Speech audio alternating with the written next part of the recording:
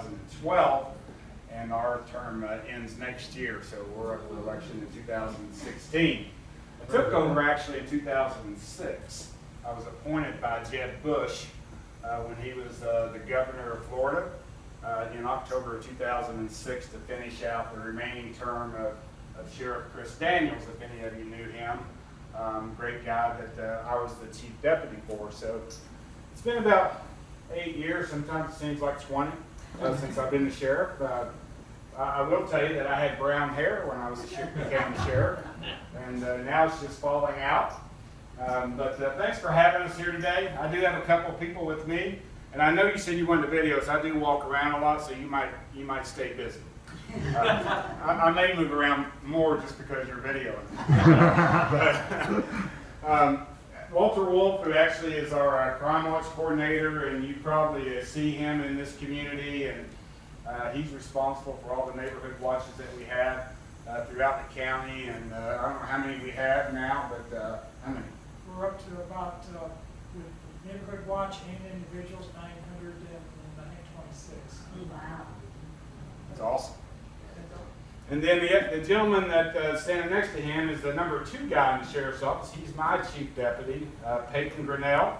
Is born and raised right here in Leesburg, and served in the Marine Corps, and he keeps me in line, actually. He also gets the blame for anything that's going wrong in the sheriff's office. If it's going good, then I take the credit, and he gets the blame. See how that works, right? I wanted to come out and just kind of tell you a little bit, give you some overview, kind of tell you what we do. If you've never been to one of our sheriff's office meetings, you know, sheriffs are different throughout the country. You know, in Florida, you have a highway patrol rather than a state police. So the sheriff is the chief law enforcement officer of the county.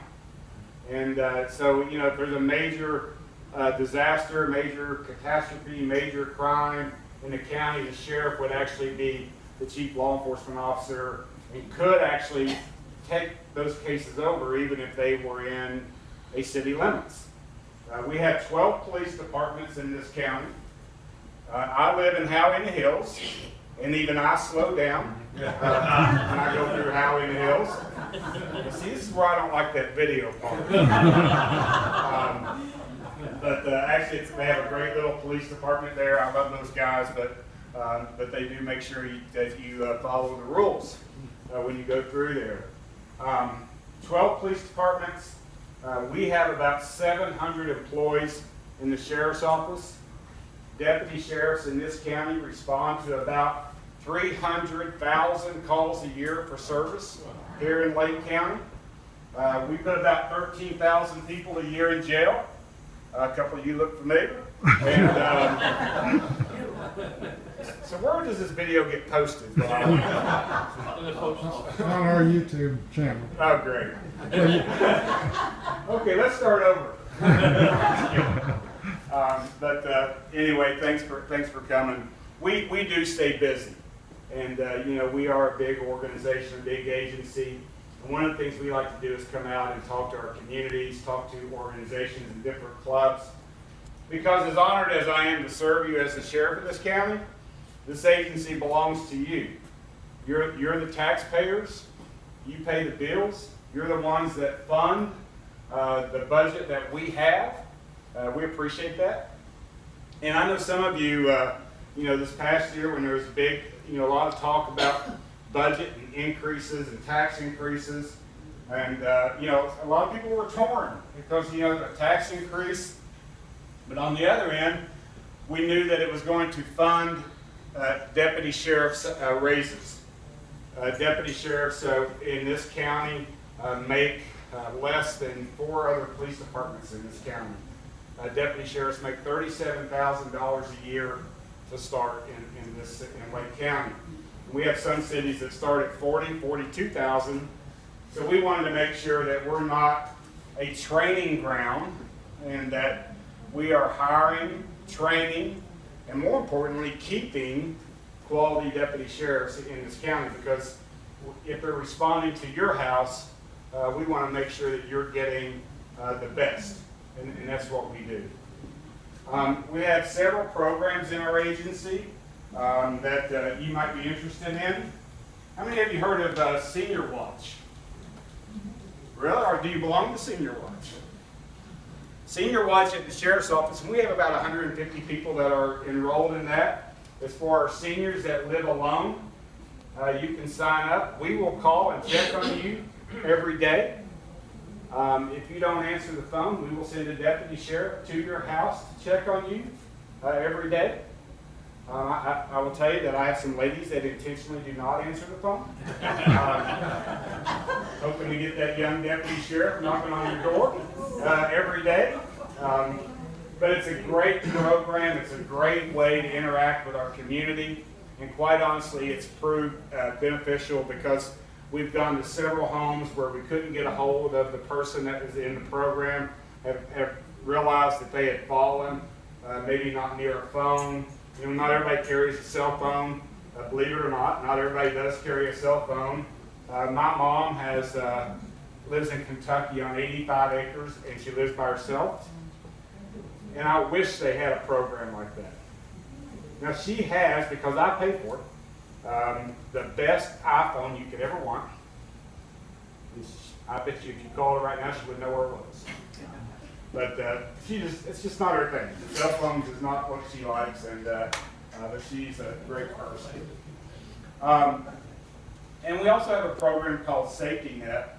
I don't have one of those examples today, but it's for our citizens that have Alzheimer's, dementia. We have some children on this program that have different mental challenges that they may need this. But it's a bracelet that has a low jack device in it.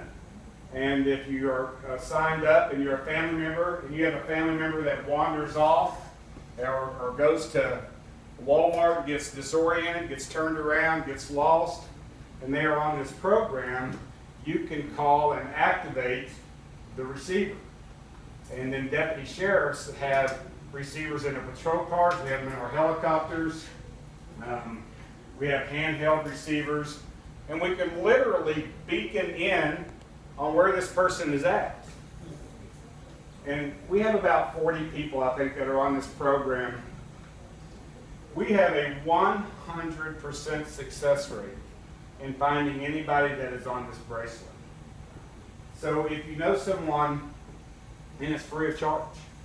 We do not charge you to participate in this program. So if you know someone that needs to be on this program, you can let Walter know or any of us know, and we'll be glad to get you signed up. How many of you go online? All of you? Really? Good. Come on, boys. Good thing you got here. We were just getting ready to talk about you. I heard you out in the hall. Now, Gary, that's enough. You're just going to have to hush. I have I'm to. going to tell something on you from church. No, don't. It's like a holiday here. Sorry I'm late. Well, I'm just messing with you. But most of you go online. How many of you go to our website? I have. Okay. Well, we do have a website. If you grab one of the business cards that are actually magnets for you to take, I think is our website on there? Yes. You'll be able to go to our website. You can see if anybody in your neighborhood got arrested last night or anything. And there's also a program on there where you can sign up, and it will tell you within a mile of anywhere that you address that you list, it will send you an email alert telling you if a sex offender or a sex predator has moved within 1 mile of any address that you list. We think it's important for young families to participate in that. Grandparents, if you have grandchildren that stay with you, we think it's important that you know where the registered offenders, registered predators are in this county. But one of the programs that we have is called Computer Cop.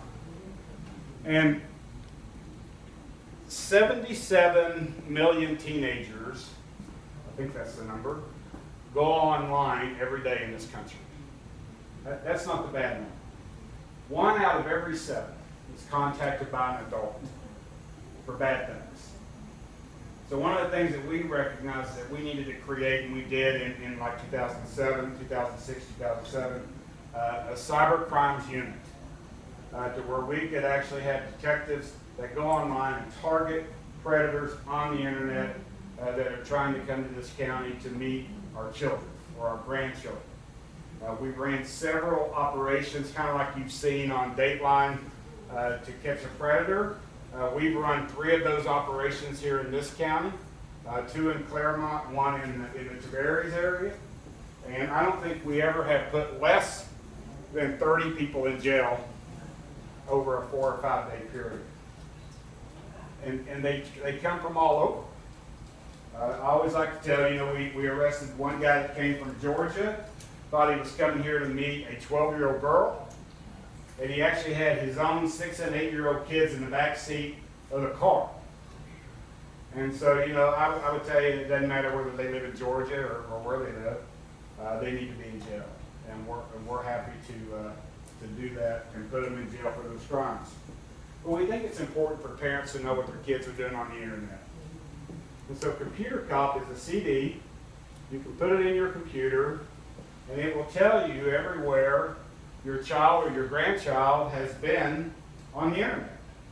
What kind of people they're talking to, what kind of pictures they're looking at, what kind of websites they're visiting, so that you'll know kind of like what they're doing on the internet. Now, I will tell you that I have wives ask for this more for their husbands' computers than I do parents wanting it for their kids' computers. And so we actually brought several of these today.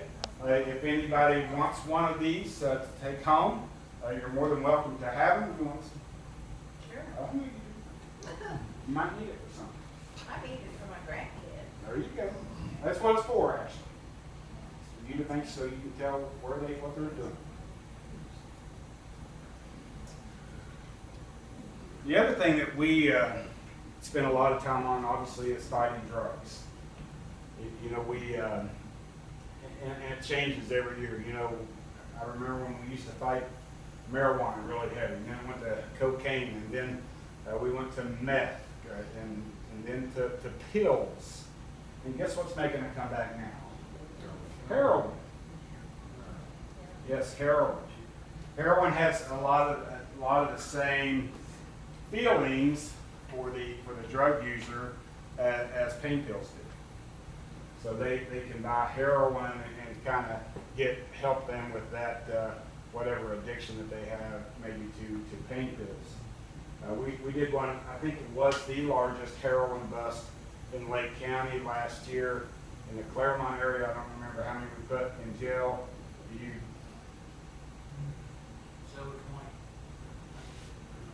Yeah, I'm going to say it was actually like 50 maybe, but the amount of heroin that we seized was the largest amount we'd ever seized in one drug bust. So, we work hard. And the good thing about our drug unit is we actually sign up, we actually partner with city police departments. We have a full-time Leesburg police officer that works in our drug unit. We have a full-time Claremont police officer that works in our drug unit. And what that does is it allows us to work with them in their cities and allows them to come out and help us in the county on different types of busts that we do, and they stay busy. And unfortunately, I can tell you that whether I have 15 or 20 detectives in the drug unit or 50, they could stay busy. And it's kind of the same way in the cyber crimes unit. It wouldn't matter if you had 3 or 30 detectives, they could stay busy with the different things that are going on out there. Now, our cyber crimes unit tends to function more and focus more on sex crimes, child pornography, and those things. But there are other things out there. Fraud, identity theft, and we have fraud detectives, and we have detectives that work that stuff. But, people like to target, I call it a trusting generation. And, remember growing up when a handshake meant something. And you can look at somebody, you shake their hand and know that everything's going to be all right. And unfortunately, that's not the case today, is it? And so, we see a lot of people will target some that are on the internet. So I tell people, if you get an email that says that it's your bank and you need to update your information by providing your account number or your social security number. Don't do that. Even if it is, first of all, if it is your bank, call me and tell me, because your bank shouldn't do that. And I would tell you that no legitimate organization does that. But don't answer that email. Don't click on that link that they want you to click on, because if you click on that link, they can literally get into your computer, take your contact list, and then they send out another 100 emails that look like it's coming from you. And so when somebody gets that, they think, oh, I know this person, so I can open it. So you really have to be careful with that. And as I like to tell people, you know, if you didn't play the lottery, you probably didn't win it. There's just a good chance that you, and I get those same emails. And they will tell you, we get mail at the sheriff's office telling us that we've inherited $36 million. Addressed to the sheriff. We're hoping that gets deposited in our account any day now. But if anybody's telling you that you want something, that you need to send them $100 to get it, or they're asking for a prepaid Visa card before they can release the funds, that's a scam. We'd like to know about those.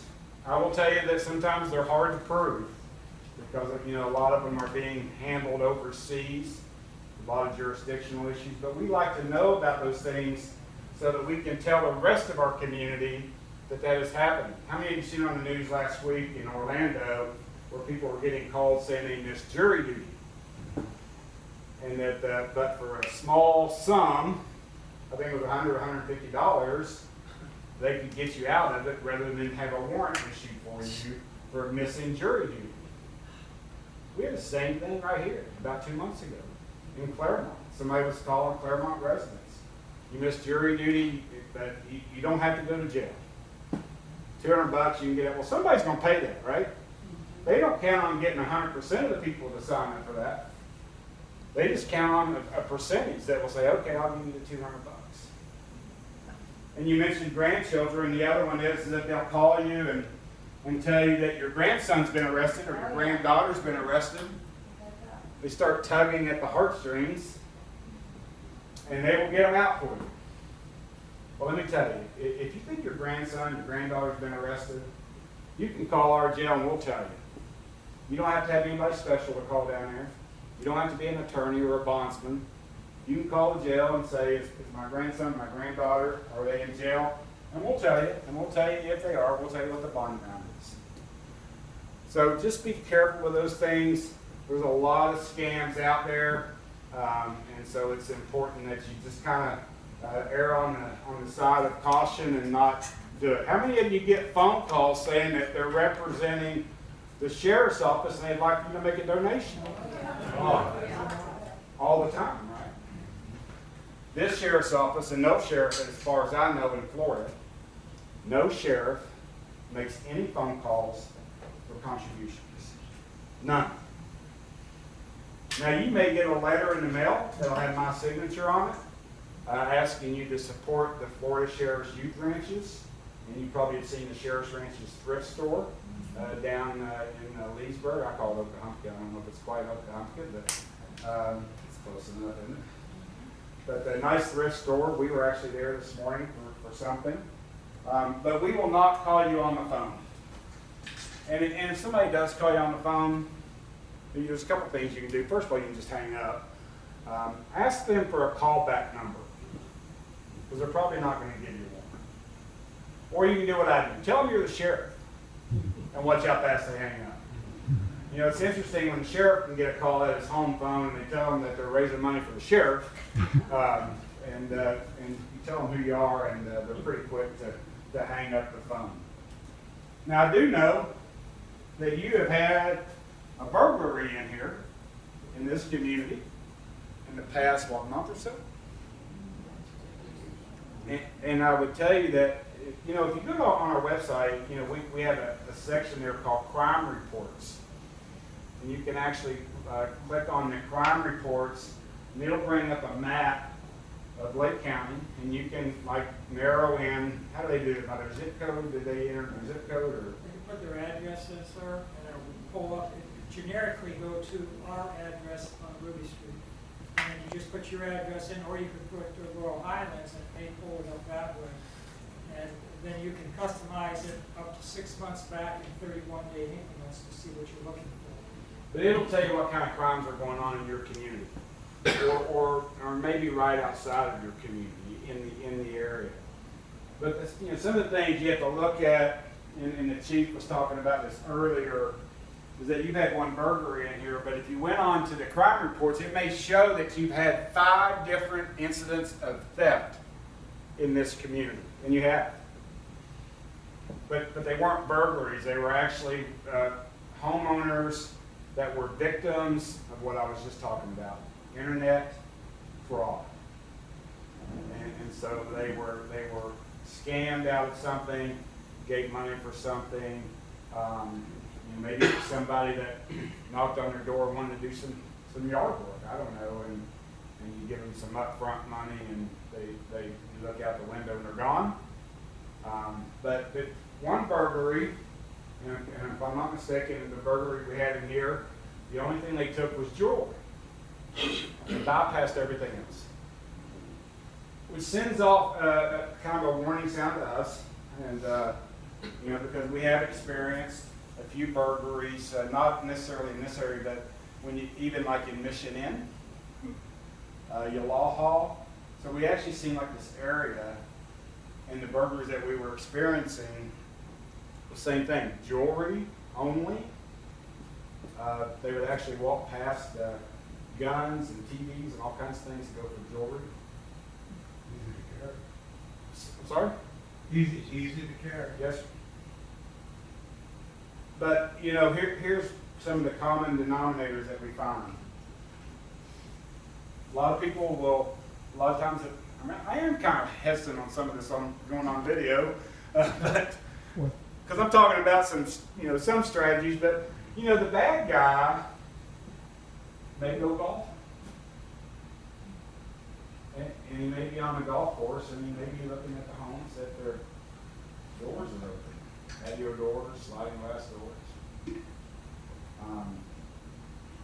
So I would tell you that no matter what, and it's great that you live in a gated community, and I'll be honest with you, you have a safe community. You really do. But you still have to lock your doors. It's unfortunate, and things have changed over the years when we used to just have our doors open. I remember growing up in my house, we only had a screen door. You had a hard door, but you never seen it shut. And, and kids came and went, but it's just not like that anymore. So even though you live in a gated community and you do have a good community, you still need to lock your doors. When we have car burglaries, I can tell you that if we have 100 car burglaries, and that's an exaggeration, that many, I hope. If you have that many, I would tell you that, what do you think, Walter, 90 of them About 96%. are unlocked. They're unlocked. And that's what the bad guy does. He just goes, and whether he's at the mall or wherever in your community, he just kind of flips on them, grabs them door handles, and looks for one that's unlocked. Those chances are there's a couple things can be in there. Cash. Different things. How about your garage door clicker? So, just make sure that if you will lock your doors and make sure that your doors are locked in your home. And that's why today, when you're done here today, please take a couple things that we have. We have a safety tips and information for you to take today. And then we also have a home security survey. Kind of go around your home and answer some questions for, when it's just you or the two of you, just kind of look and answer some questions about your house. I always tell people, bad guys don't like lights. They don't like sound, If you're the darkest house in the neighborhood, they're going to look. But, a lot of people seem to be surprised sometimes that all these burglaries are happening during the day. Well, that's when they happen. The 2 or 3 that we had in one community not too far from here were all on Sunday afternoon. But you know what? They were waiting for people to go golfing. They were waiting for them to go to dinner. But you know what? A couple of the homeowners actually admitted that, we knew we were only going to be gone for a couple of hours, so we didn't lock up. We didn't turn our alarm on. And I would tell you, if you don't have an alarm system in your home, I would recommend it. I don't have a recommendation as far as what kind of company to go with, but I do think you have an alarm system and you have that sign either in your window or in your front yard saying that you have one. Trust me, that they're going to look for a house that don't have one. So, you do have to be safe, and you do have to think about the different things that may be attractive to a bad guy that's wanting to break into your home. But we are there to help you if that happens. We hope it don't. And let me assure you again, I keep telling you what a safe community you have. You really do. And, there's close to 3,000 people living here. And your crime rate is extremely low. Am I wrong about that? You're right, sir.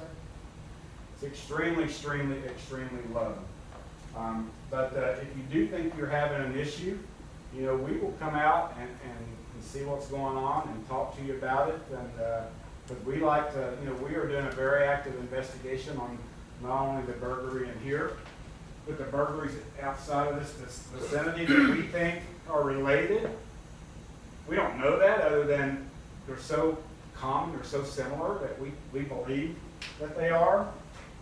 Bad guys mess up, and they'll mess up, and we'll be able to catch them. But we actually have some people of interest that we're investigating now. So make sure you take one of these before you leave today, and kind of just take it home and look at it and see what you think. And if there's any questions that we can answer, I know you have neighborhood watches in this community, right? Yes, sir. And I know Walter's out here quite a bit. And then the other thing I want to tell you about is, we also run animal services. And so if you're interested in either volunteering at our shelter in Tavares, the good thing is, because we do run animal services, each one of you will leave here today with a dog and a cat. We do promote adoptions, and so if you know someone, we do have a lot of dogs and cats, and this is actually a cat season. So if you're interested in adoption, please let us know.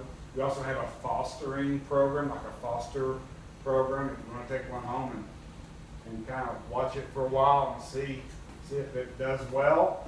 If you want to adopt it, then you can. If not, you can bring it back. Right now, I will tell you, a year ago, I would never think I was sitting here talking about you adopting a dog. But you can adopt a dog for $10 at our shelter. And we will microchip it and do everything. I'll make sure the shots are up to date.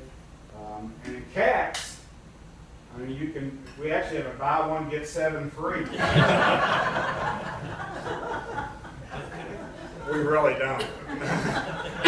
But I'll make you a heck of a deal on the cats. But I would like to open it up to you. It's questions that you may have, as far as the sheriff's office or anything that we do, or anything that maybe I can help you answer. Yes. I'd like to mention one thing that I experienced as well as somebody I know, and that is after your husband died, you begin to get these letters that they won a lottery, and then you get the phone call that when he was going to claim this lottery, and I know one person who doesn't live in here, but I know one person that fell for that. It cost her $7,000. Because she had to go down to the bank and meet them, and they gave her a check gave them a cashier's check for $7,000, and then when she went to cash the check, they were gone and the check wasn't in there. How low could people be to take advantage of death in somebody's family? But, you know, the unfortunate part of that is that because of today's technology and the internet and people are able to gather access and different information about you. And it's unfortunate they see someone that's had a death in their family, and next thing you know, they're trying to take advantage of it. Those people need to be in jail. So, you know, that you really need to call us when those things happen. We'll be glad to look into it. Yes, sir? What about identity theft? I'm a victim right now. Are you? Yes, sir. And we have an identity theft packet on our website that you can print out. We'll be glad to send someone out to talk to you if you haven't already reported that to us. I have, You have or have not? I have not. Okay. And it really depends, you know, you see this every year with the IRS, and I don't know if that's what yours was, but we see it with taxes, tax returns. And I will tell you, I had a young deputy file his tax return, he gets a thing, he files it online, he gets a thing back, says, you've already filed your taxes. Somebody had stolen a social security number, filed his taxes, and he got a refund.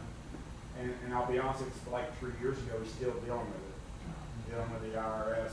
Identity theft can be your worst nightmare, can't it? Sir, I mean, it can be, one of the things that we've seen, one of my own command staff, the bad guy was driving through a neighborhood in Leesburg, and he was taking the mail out of the mailbox.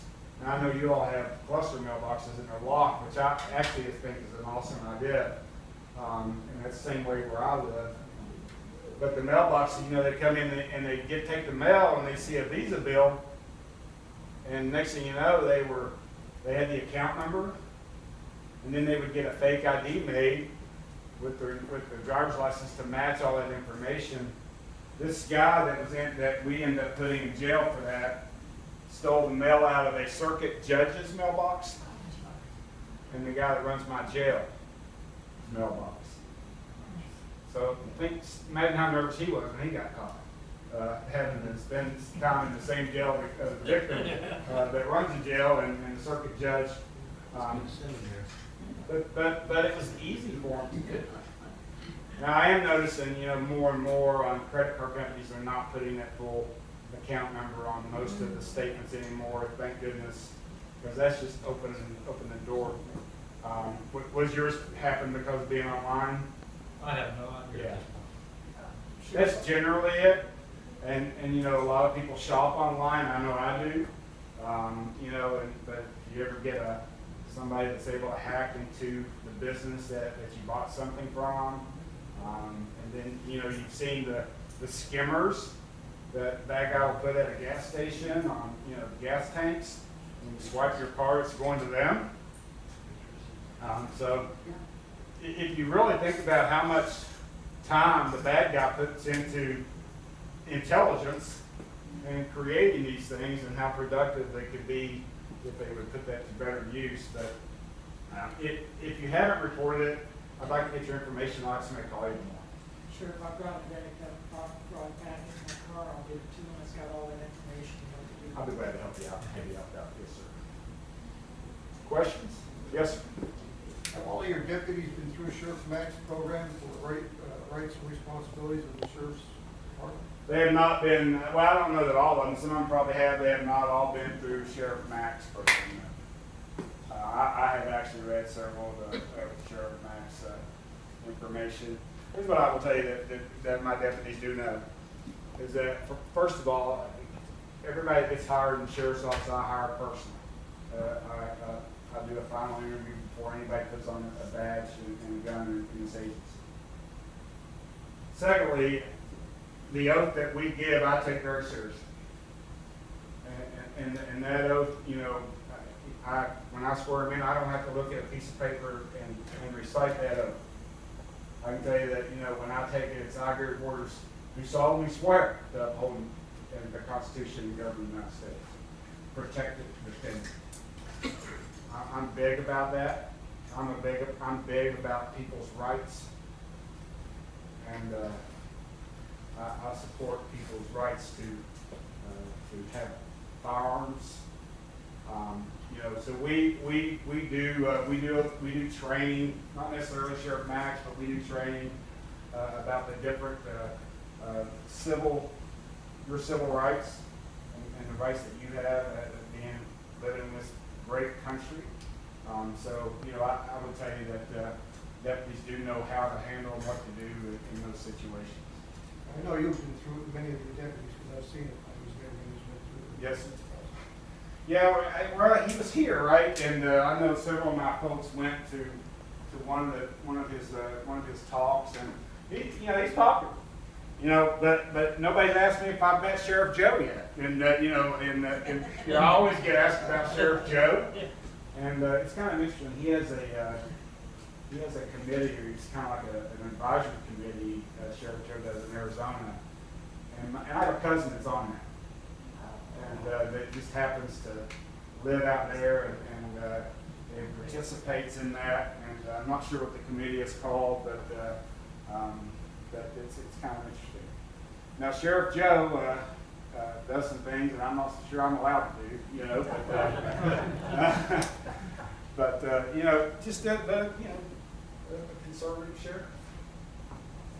And but we do take things seriously here. You know, we do take our oath seriously, and we're here to protect you from the criminal element. We're here to protect your rights as a citizen.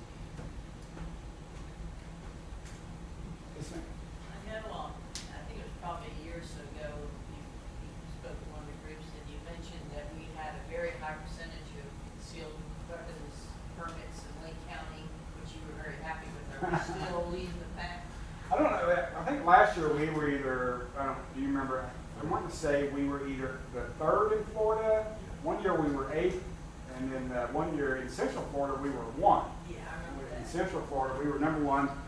And it seemed like every day when I go to work, because the fingerprinting is on the 4th floor, and I'm on the 3rd now, but every day I'd ride an elevator with someone that was coming to get fingerprinted for concealed weapons permits.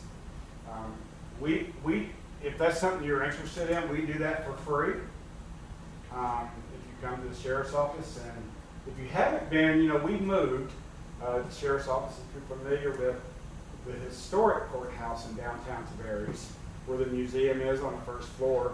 That's where my office is, and that's where fingerprinting is now. But we do fingerprint you for free.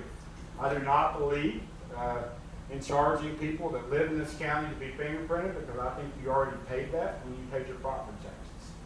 So I don't charge anybody to be fingerprinted. So if that's something you're interested in, let me know. But yeah, we do right up there. I'm pretty sure, and I know I have a couple folks in here that go to South Point. I'm pretty sure I'm not the only one wearing a gun in here on Sunday morning. I just assume everybody is, but it's a good church. Any questions? Yes, sir. One of the things I've never heard mentioned down here, because we have the problem up north, is about when an obituary column comes into the paper, people were getting robbed because they know they were out going to a service or something. And the police at one time took a sting up, and they did catch the person, but I think they robbed 30 homes because they know there's nobody there. I would agree. We don't see that as big of a problem. You know, first of all, nowadays with social media and the internet, you know, they can go online and search funeral homes, check obituaries and things, and but even in Kentucky, I can remember several years ago that was happening. You know, people would see that a death in the obituary, know when the family was not going to be home, and then burglarize it. If we've had that problem here, I'm not aware of it. We saw that back where I lived, when we had a funeral like that. There was always a neighbor, somebody left at the house. Yeah, I would recommend that. I would, you know, if you have some lose a loved one, I would recommend that find somebody to stay at the home during the services and stuff. I think that's a good idea. I received a phone call, from the Florida Sheriff's Association asking for a donation. Oh, really? And I got the letter in the mail yesterday asking for. Now, if you get a letter, that probably should have my signature on it. I It shouldn't be haven't read calling. it. But it was not from Lake County. Right, it's the Florida Sheriff's Florida. Association. Yeah, and that's the association I belong to, you know, me and there's 66 sheriffs in Florida. Dade County, and Miami does not have a sheriff. They don't have a sheriff, they have a public safety director. But they shouldn't be calling you. You may get a letter, but they shouldn't be calling. Well, they called. I'll be calling them back about that. Because, I mean, we're actually kind of proud that we don't do that. I just wondered where the money went. Well, the Florida Sheriff's Association, actually, their money goes towards helping sheriffs fight crime, helping us get tougher legislation passed for, different things, whether it's criminal sentences or getting tougher laws passed. You know, I would tell you one that I think we need to toughen on is texting and driving. Please, yeah. Oh, you know, it is technically, and I will say technically, it is technically illegal in Florida to text and drive, but the law is weak. And right now, for you, if any of you were texting and driving, none of you do that though, right? Okay. If you were texting and driving, the deputy would actually have to have another reason to stop you first. It's a secondary violation. That should be easy because you can tell by the way they're driving. Well, no, you're right. You're right, because they look down, next thing you know, they're in another lane, or Right. but what we worry more about is they look up and they're rear-ending somebody, and that's what we see, you know, a lot of is that they're hitting that car in front of them, they run off the road, bicyclists riding down the road, but we need tougher laws for texting and driving. And some states have tough laws for it, but it's not. In New York, you can't even talk on your cell phone and drive. The Connecticut, fine too, is horrid. I know New York's really tough about it. You can't even talk on your cell phone. You get a $200, $250 fine. Good. Yeah, it's good. It's been that way for years. Yeah. Yes, sir. This is a bugaboo of mine. When I go to church, like on a Sunday morning, and I'm heading over to the Monteverdi, the Lutheran Church over there, I get on Old 50, which you have a bike trail on it. The whole, beautiful. And you get these people riding on a 2-lane, no shoulder, and here's a bike trail that they spent I don't know how many millions of dollars on it, and these fools cause you to cross over the double lines to get around them. And I would just love to see a deputy out there to write them a ticket and tell them to get over on a paved bike trail that they have use for. Well, And and I'll that's be, my bugaboo. and maybe Walter retired from the Florida Highway Patrol, so he knows traffic laws better than anybody I know. But even though you have the bike trail, they actually have legal rights to be on the record on the roads as well. I know. Especially some of those back roads. Like Old 50. I mean, you can Old understand. 50 and Yeah, and, 561. and I will tell you, you live in a beautiful county, and that has some hills, and it is attractive to cyclists and different folks that want to come here to this county. We do, obviously we promote sharing the road, and we want people to be safe. I have a bicycle unit. It's actually not a full-time unit, but I have 10 deputies that if you've seen their patrol cars, you would see a bike rack on the back of them. It's one of the best crime prevention tools you can have. What better way to drive through a community than been on a bicycle and look around. But we try to get them involved a little bit with some of our cycling partners, our cycling community in the county, just so that everybody's trying to be safe. Well, that's it, they're putting a cell risk on that road, it's very dangerous. I know what you're talking about. It's a busy road for one. Yeah. It is, and it's very windy and Yes, I agree. scary. I've never been on the bike trail. Have you? You're right, though, the bike trail does look like it's a nice. It's, Yeah. I just don't understand why they don't use the bike trail, or why they aren't forced to use the bike trail when there is one. Because there's more rules and regulations on the bike trail. They have to than there stop is at on- different places, yeah, I figured that was what it was. Frustrating though. You're gonna notify the, if you know, the clubs, the large ones, and just remember notice it, don't forget, you get old people driving on those roads. They're taking their life in their hands. No, we do speak to those groups as well. We do encourage them to be safe and you know. You need a horse and water, which is. What are your feelings towards the latest discussion on guns on campus? College or high school? College. Well, you know, here's the thing. You know, and I know I think there's a bill being presented in the state now to allow guns on campus. I don't know. I can debate it both ways. You know, for one, you're on a college campus where we have a lot of adults. I'm not so sure they're not already have a concealed weapon permit from carrying. My biggest thing, honestly, was in the public schools, and middle schools, high schools, elementaries. You know, because we have had some tragic shootings, you know, so they talked about teachers carrying them, principals carrying them, and you know, I did not support that, you know, and I will tell you why, because we do go to an active shooter call. We want to know that the guy that we see with a gun is the bad guy. You know, unfortunately we don't know every teacher and every principal, and so you know we want to know who the bad guy is. I actually need to read a little more on the college campus. Did it go through or did it die?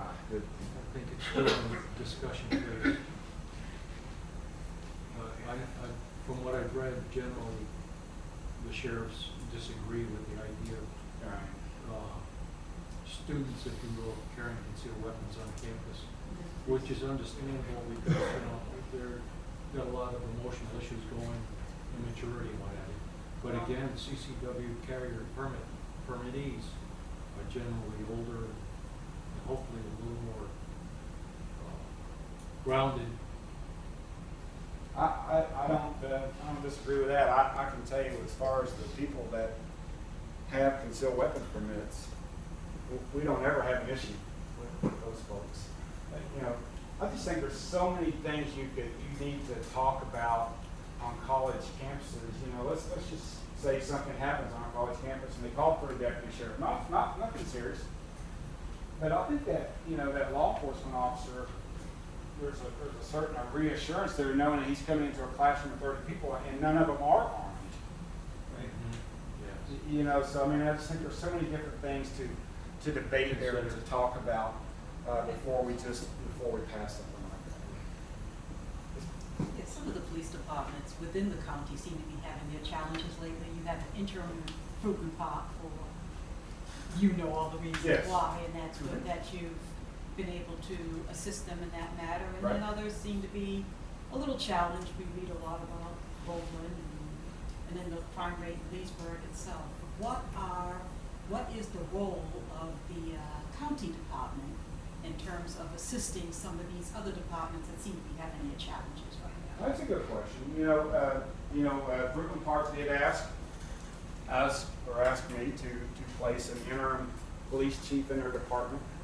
I put an outstanding young man in there that's other than him graduating from the University of Florida, so he's a pretty good guy. See, there's where that video thing is. Actually, he's a super guy, and I think he's doing well in Brooklyn Park while they go through the selection process.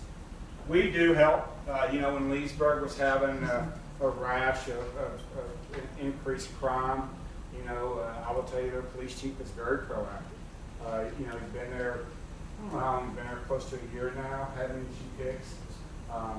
But that's what I like about the relationship that we have with the police departments is that none of them are really, none of them are territorial. They don't mind calling us. I swear it, every police chief in as a deputy sheriff in this county. It actually gives them some broader authorities if they need to, you know, to go outside the city limits or call for help. So you know, we have 3 helicopters. None of the cities have a helicopter, obviously, you know, for probably just because of the expense. But any police department can call for it, and we'll put it in the air.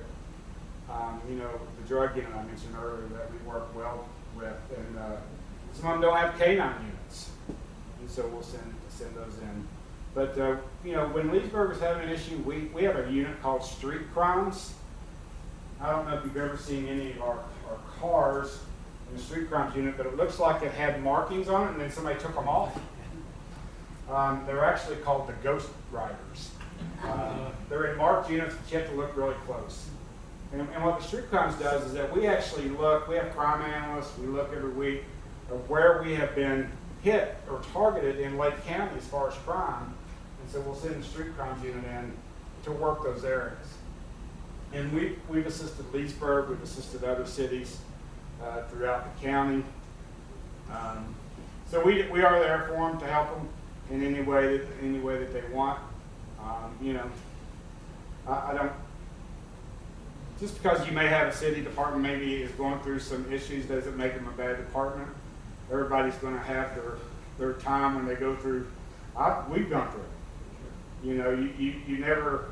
We're not perfect, and but I will tell you that I don't think you can find a better group of dedicated law enforcement professionals in this county, city departments, sheriff's office, than any. I really believe it. Do you get a bad one every now and then? Sure. You know, I have 700 employees, you know, and all of you have worked in businesses or owned your own businesses, and you try to hire the best, and sometimes, you know, you get someone that does the wrong thing. But here's what I do want to tell you, that, you know, you see in this country right now there's a lot of negative publicity about police departments, about law enforcement. And I will tell you that it's one of the greatest things about living here is that we have found this community, not only just the countywide, to be supportive of its law enforcement. And we need that. We need support. You know, these men and women, let me tell you, they go out there to do their job and to do the right thing. And you know, that deputy sheriff, that police officer has seconds to make decisions sometimes. Whereas, you know, I might be able to sit at my desk and research it and ask my attorney and 3 other command staff before I have to make a decision. But a deputy sheriff sometimes on a call has seconds, maybe not even a second, to decide how that situation, how they're going to handle it. And so, you know, that's why training is so important. That's why hiring good people is so important, retaining them. And I think we're blessed. I think we have some of the best law enforcement in the state. Questions? Yes, How, I know you've got special groups working on sex trafficking. human trafficking is actually, you know, human trafficking. Florida ranks number 3 in the nation in the number of human trafficking cases. I actually have several members of my agency that are working human trafficking. We actually got ahead of the curve. I really like to think that's several years ago. Even though we weren't having a human trafficking issue that we knew of, we started going to meetings in Orlando or Tampa and seeing what the bigger cities, what kind of issues they were facing. But then last year, you know, we did a prostitution sting in Claremont. Our first arrest was a guy for human trafficking. He sent a 14-year-old girl in there to a prostitution sting, to, you know, where we set up, and he sent her in there thinking that she was going to have sex with grown adults and for money. 14. He had kidnapped her the night before and abused her himself. And so we were able to put him in jail. But human trafficking is something that we really have to pay attention to in the state. And one of the things I like to tell people who live in the community is that, there's more than just a law enforcement aspect to that. And I've talked to my pastor about this. What do we do with those victims? If we rescue a 14-year-old girl that's from somewhere else, that's where we have to partner with organizations and churches and different groups that have homes to where we can find a place for these victims where they feel comfortable. And so, I mean, it's definitely a community effort, I think, to combat human trafficking. But we work hard at that. And fortunately, we're not Orlando, or nothing against Orlando. They're just a big city, but we're not a big city, so we really don't see that volume of cases, but we do get it. Well, let me just close by telling you that again, I am honored to serve you as the sheriff of this county. I take that seriously. You as citizens, as voters and residents, I actually appreciate you giving me the opportunity to serve you. And if there's anything that I can do for you, don't ever hesitate to give me a call. Or call any of my staff. They'd probably rather you call them, especially if you have a complaint. I guarantee they want you to call them first. And if you're in Tavares and our new offices are in the historic courthouse, stop by and visit. Thank you for having me.